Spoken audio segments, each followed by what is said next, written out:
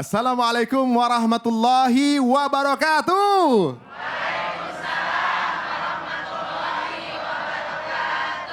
Alhamdulillahirabbil alamin wassalatu wassalamu ala asrofil anbiya'i wa mursalin sayyidina Muhammadin wa alihi washabihi ajmain amma ba'd.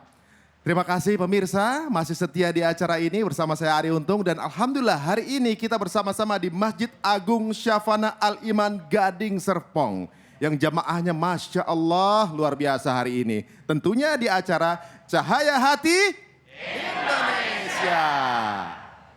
Dan alhamdulillah hari ini kita akan kedatangan guru-guru kita yang sangat luar biasa dengan tema-tema yang luar biasa yang kita siapkan di sini. Tapi sebelumnya kita akan menyapa yang ada di rumah. Semoga dalam keadaan baik-baik saja, yang di sini juga baik-baik saja. Semoga yang banyak hutang dilunaskan. Amin. Yang sakit disembuhkan. Amin.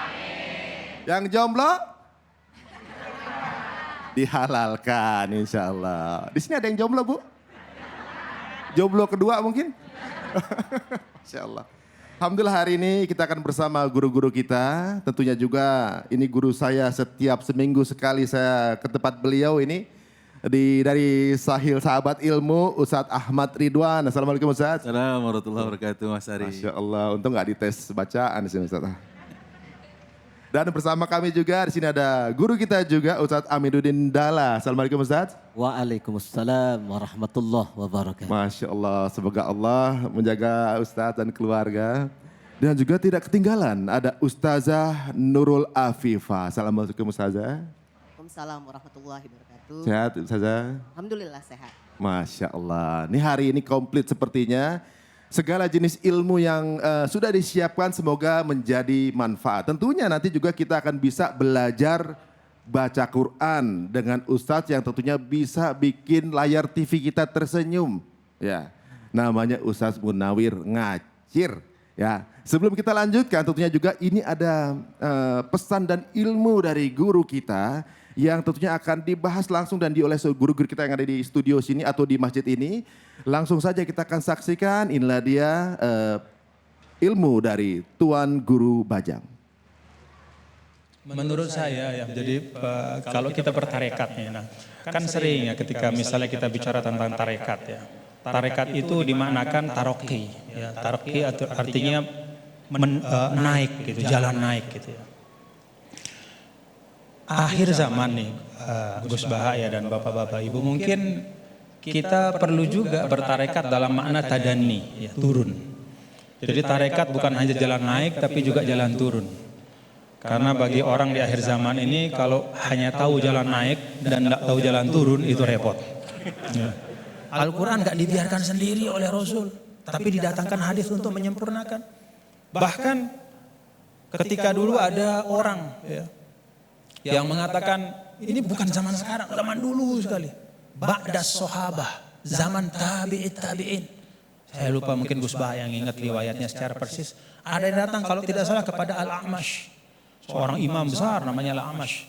Lalu orang itu mengatakan, ya Imam, kenapa kita capek-capek Anda ajak kami untuk baca hadis? Kenapa Anda ajak kami untuk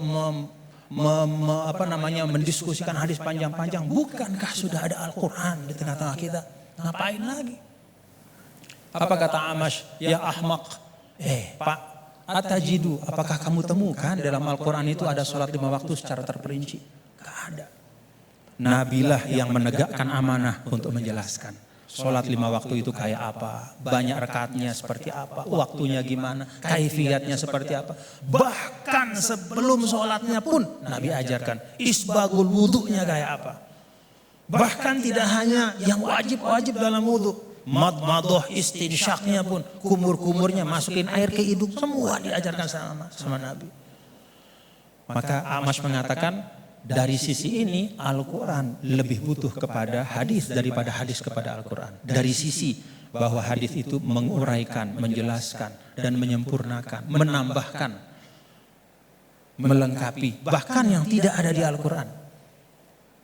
Nah itu pintu memahami Al-Quran. Karena itu tidak boleh dan tidak ada istilahnya namanya ahlul Quran dalam makna bahwa hanya mau Quran saja, nggak mau tahu apa kata hadis. Itu nggak ada istilah dalam Islam.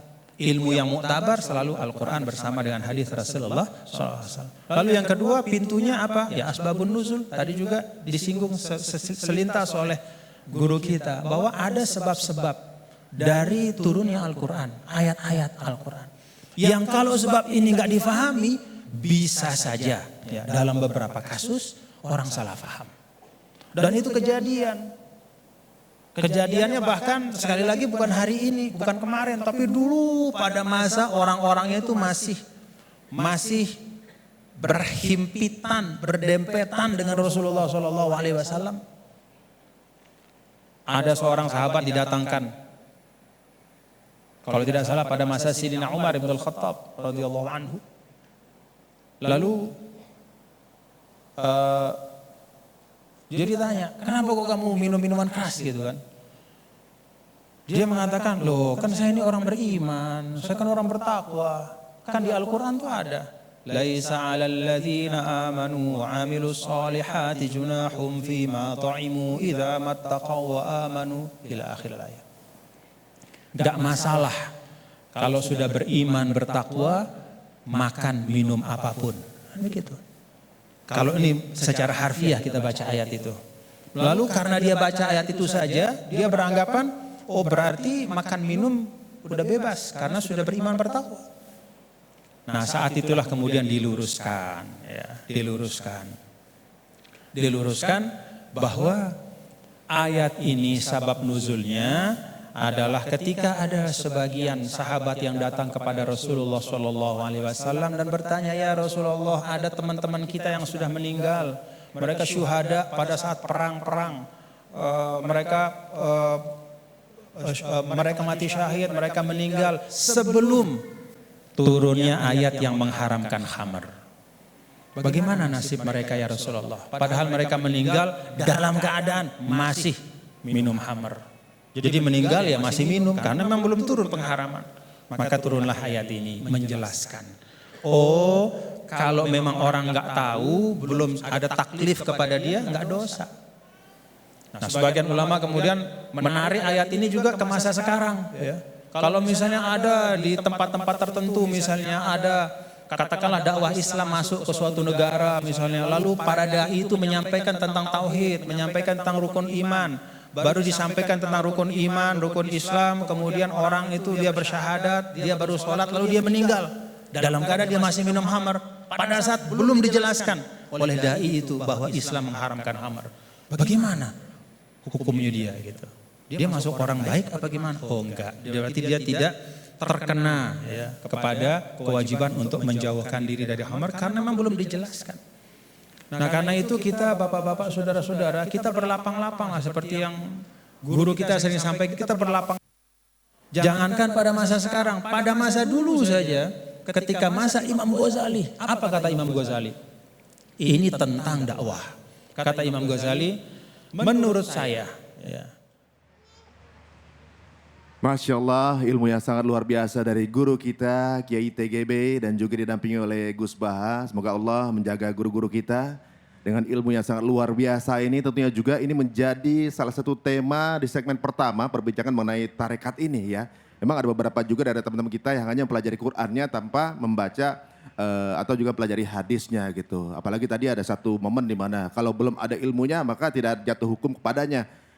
Beberapa orang bahkan nggak mau belajar, merasa bahwa karena belum tahu nggak apa-apa gitu. Katakannya gitu Ustaz ya.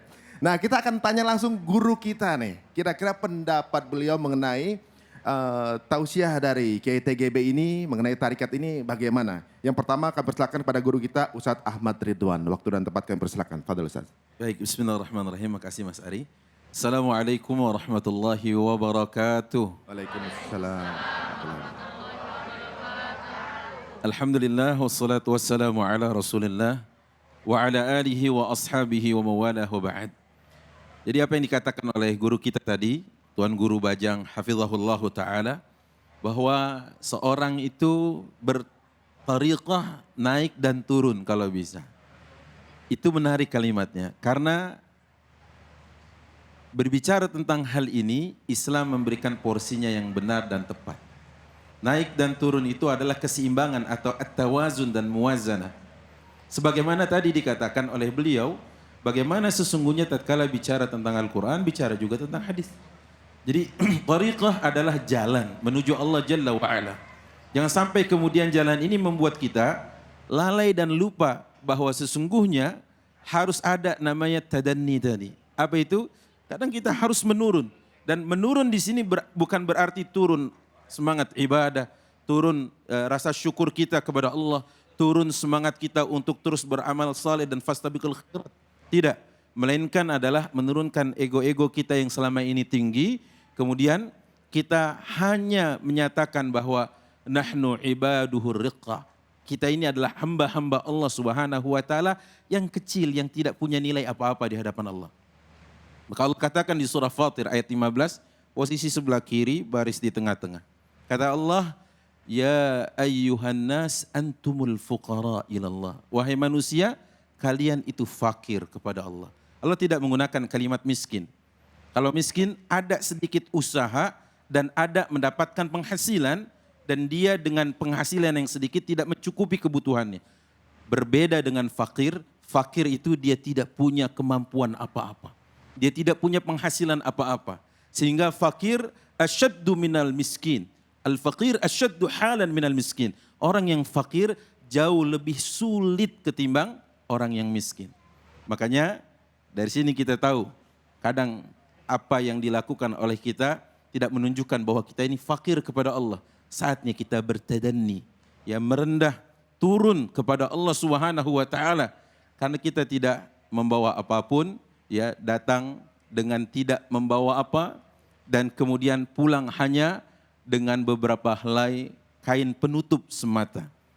Apa yang mau disombongin? Kadang orang sombong ya, kalau udah sombong apa alat kesombongannya? Ini kepala.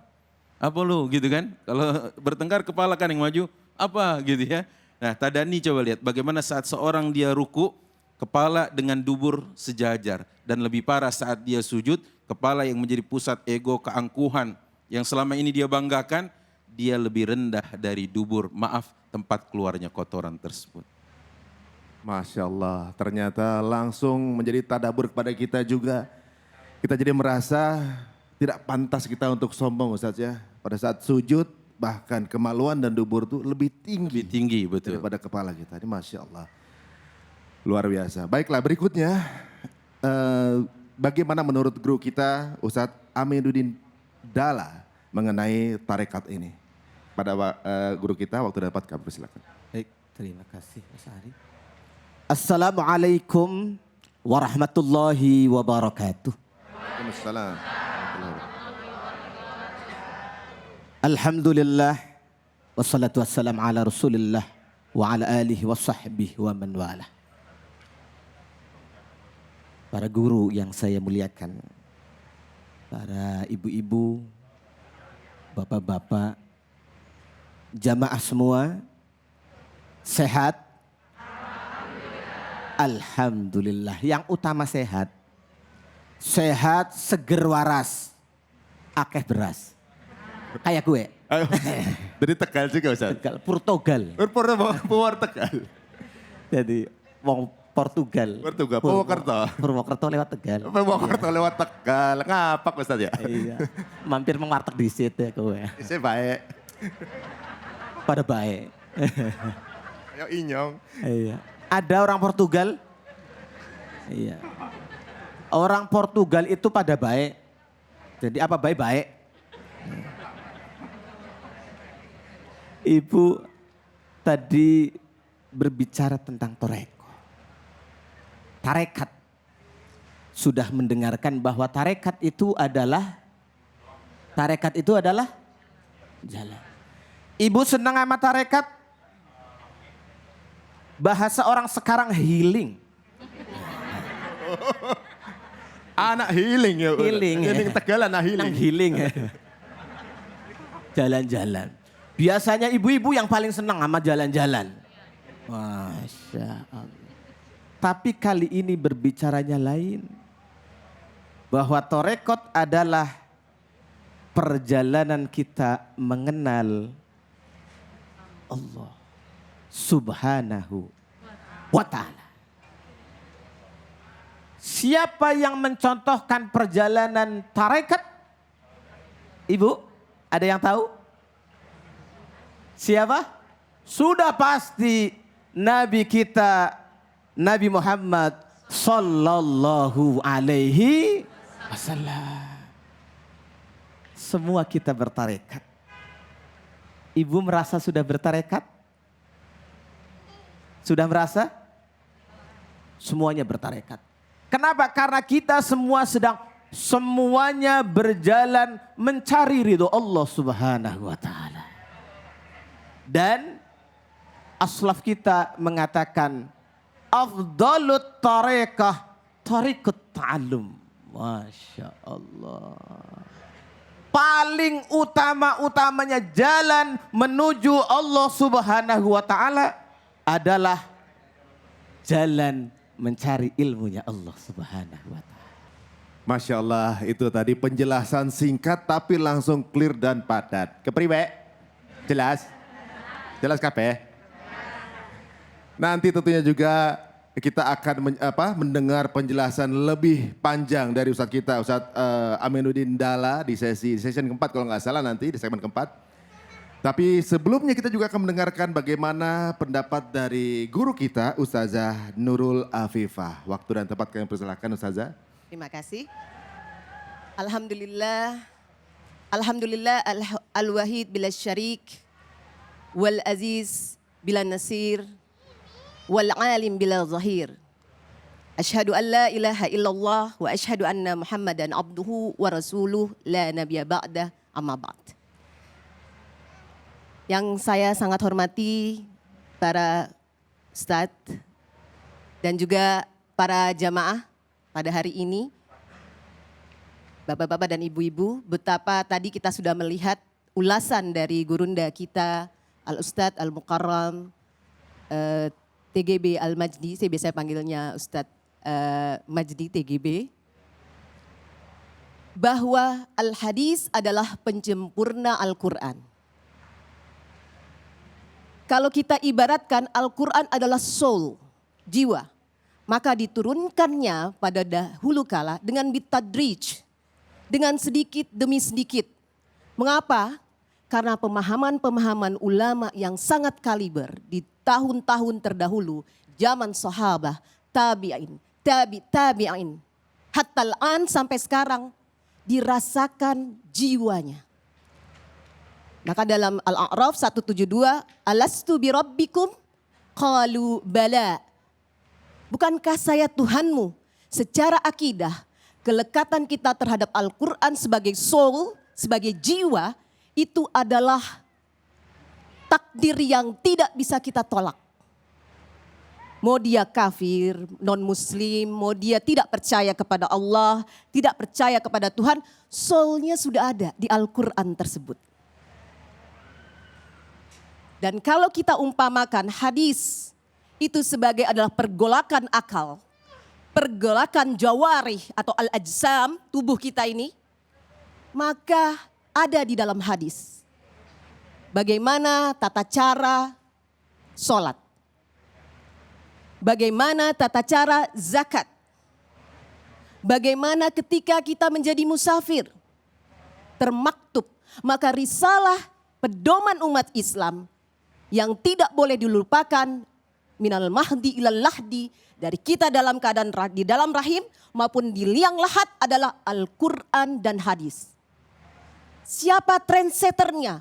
Rasulullah Sallallahu Alaihi Wasallam. Trendsetternya. Maka Rasulullah itu sudah meninggal jauh. Hatta al-an sampai sekarang kita masih merasa dia dekat. Kenapa? Karena ketika di akhir hayatnya kita adalah bagian yang disebut dikala Allah akan mengambil nyawanya. Ummati, ummati, ummati. Kita umatnya bukan?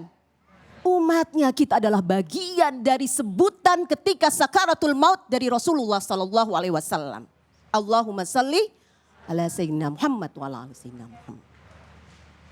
Di situ adalah akal. Kenapa? Kita tercipta mulia. Maka akal menyertai soul jiwa kita. Setelah itu harakah al-ajsam. Dan kaidah ini diambil juga dengan Imam Al-Ghazali, akal, soul, dan jiwa. Maka dalam berpraktek juga seperti itu. Demikian uraian yang tadi saya lihat review dari Al-Mukarram Ustadz TGB Majdi. Wassalamualaikum warahmatullahi wabarakatuh. Waalaikumsalam warahmatullahi wabarakatuh. Masya Allah ya, mendengar penjelasan Ustazah tadi, jadi teringat kita ya, bahwa sebenarnya kita ini semua tanpa terkecuali disebut sama Nabi kita, Masya Allah. Mudah-mudahan beliau juga akan mengingat kita dan juga memanggil kita nanti di telaganya. Amin, ya Rabbal Alamin. Baiklah pemirsa, masih banyak hal dan juga ilmu yang sangat luar biasa di acara ini. Tentunya menarik semuanya. Bahkan berikut ini kita akan mentadaburi surat Al-Ma'un. Seperti apa surat tersebut? Jangan kemana-mana, tetap di sini di Cahaya Hati Indonesia.